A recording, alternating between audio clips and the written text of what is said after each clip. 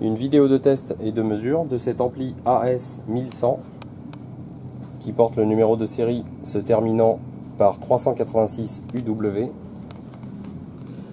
On devrait retrouver donc ce numéro de série ici.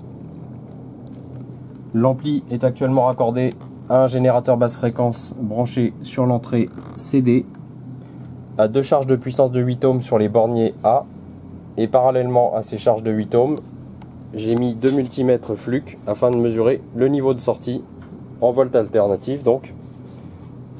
Ensuite, il suffit de prendre une calculatrice et de faire une opération relativement simple puisque la puissance correspond à la tension au carré divisée par la résistance de charge. Donc je vais amener tout d'abord l'appareil au maximum de ses possibilités. Vous le voyez ici à l'oscilloscope, je suis largement en saturation. On voit les plats ici sur le canal gauche, on a la même chose sur le canal droit, donc je vais réduire un petit peu le niveau d'entrée afin de l'ajuster au mieux et d'avoir la distorsion minimale. Voilà, là j'ai juste le début de distorsion.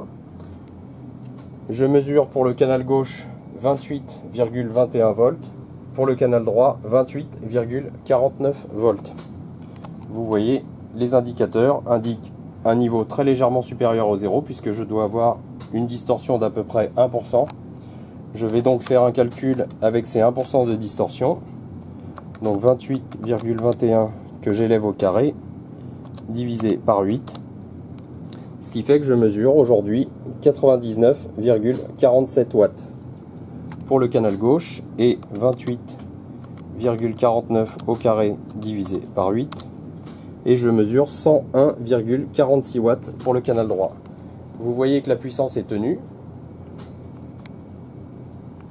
Le signal est toujours présent. Je vais maintenant mettre l'appareil à un niveau auquel il n'a pas de distorsion, c'est-à-dire que je vais aller sur l'indication 0 décibels. Donc on voit ici que le signal est très propre, sans aucun début de saturation. J'ai donc un niveau mesuré pour le canal gauche de 23,67 volts et pour le droit 23,92. Donc je vais faire le même calcul que précédemment. 23,67 que j'élève au carré sur 8. Je mesure donc 70 watts sans aucune distorsion pour le canal gauche et 23,92 au carré sur 8. Je mesure 71,52 watts pour le canal droit. Donc ce signal est mesuré en l'absence totale de distorsion et les conditions d'usine devraient être celles-ci. Donc là j'ai élevé de 1 décibel le niveau, ce qui correspond à 25,08 pour le canal gauche. Je mesure donc 78,62 watts et pour le canal droit 25,35 au carré sur 8. Je mesure 80,32 watts pour le canal droit, toujours en limite de saturation des étages de puissance. Et vous pouvez constater ici à l'oscilloscope que le niveau est parfaitement tenu, sans aucune perte de signal, sans aucun affaiblissement. On le voit sur les vues-mètres. Donc je vais essayer de filmer une vue relativement large. Donc je mesure ce signal à la fois à l'oscilloscope, à la fois avec les vues-mètres qui sont branchés en parallèle sur les sorties qui sont chargées.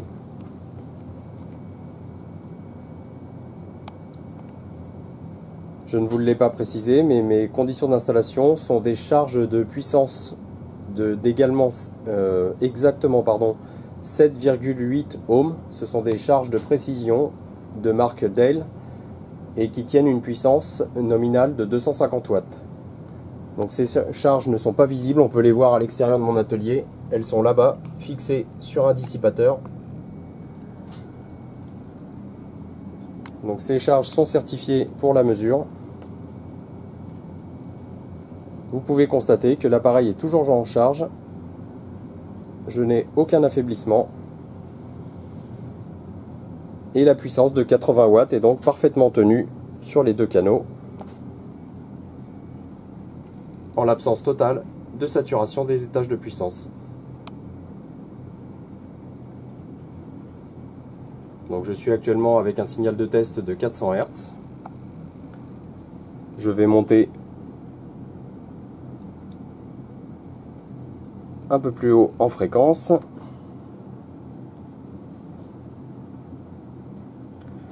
Je vais descendre maintenant en basse fréquence. Donc je suis actuellement à 58 Hz. On voit qu'à 58 Hz également, cela ne pose absolument aucun problème. J'ai toujours une indication très légèrement supérieure à l'indication 0, puisque les vumètres sont calibrés à la fréquence de 1000 Hz. Il est normal qu'en basse fréquence, on ait une petite imperfection de la mesure, c'est juste des vumètres à titre indicatif. On n'a pas une mesure extrêmement précise avec ce type de vumètre. Donc si je les mets en mode vumètre, on a une indication un petit peu plus réaliste,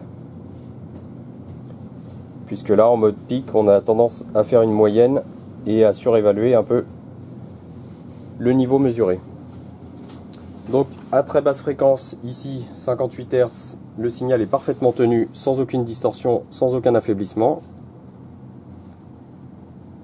À 230 Hz, on n'a toujours aucune anomalie. Je vais maintenant baisser le volume afin de changer le calibre de mon générateur. Je vais passer à une fréquence de 1000 Hz, donc qui est la fréquence de référence pour les mesures. J'augmente le niveau d'entrée, c'est-à-dire le niveau de sortie de mon générateur.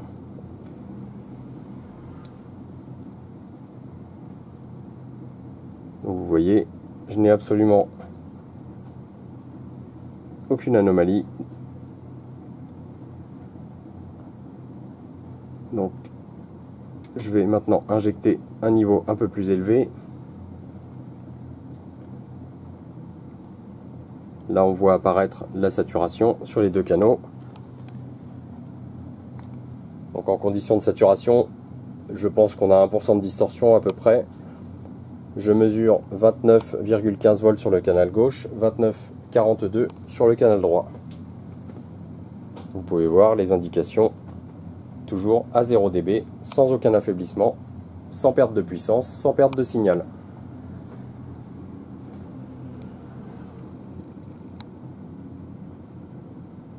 Je vais donc arrêter ici cette vidéo de test. Il est inutile de laisser l'appareil dans ces conditions puisqu'il va finir soit par se mettre en protection ou soit par avoir un souci. Donc il est recommandé sur ce type d'appareil d'avoir une utilisation maximale à moins 3 décibels. Donc on doit y être ici, ce qui correspond à une puissance mesurée de 18,43 volts pour le canal gauche et 18,65 pour le canal droit. On a toujours un très léger écart, hein. Jamais on a un ampli symétrique.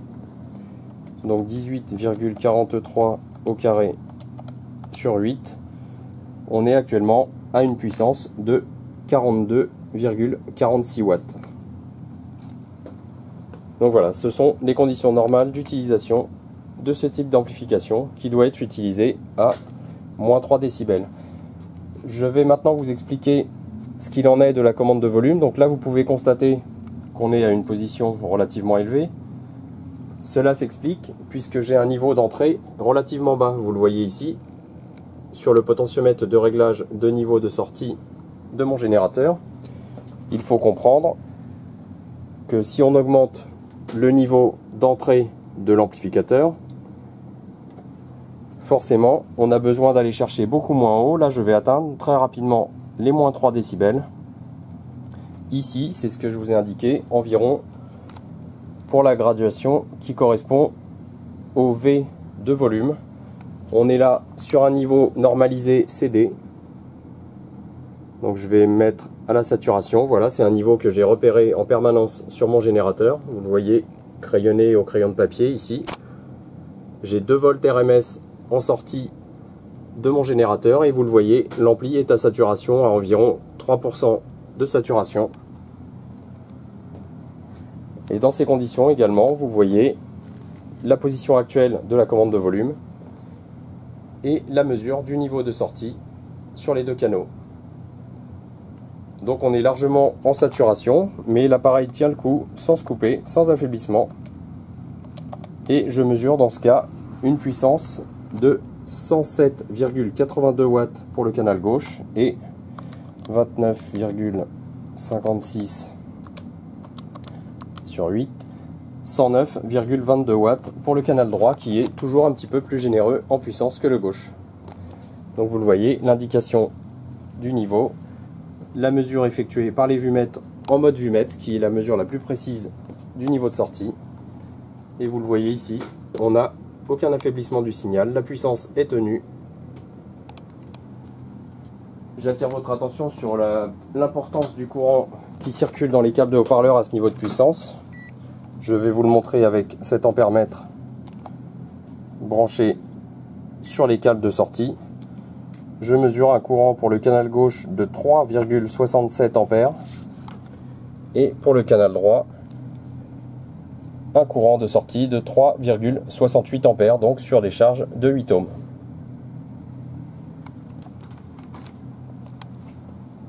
Voilà, donc il n'est pas nécessaire de laisser l'amplificateur plus longtemps à ce niveau de puissance. On risque d'avoir une anomalie, un dysfonctionnement ou une mise en protection. Donc vous le voyez, pour un niveau normalisé, la puissance audio maximale est atteinte légèrement en dessous de la lettre V de l'indication volume, de la sérigraphie volume. Et le niveau normal préconisé d'utilisation se situe entre -5 et -3 décibels.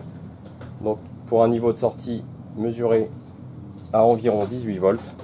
Et là vous le voyez, une absence totale de distorsion à 1000 Hz.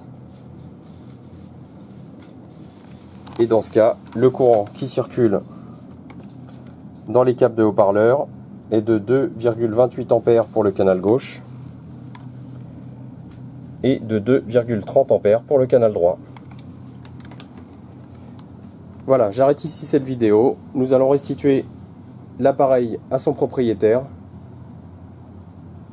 et cette vidéo sera mise à disposition en cas de besoin.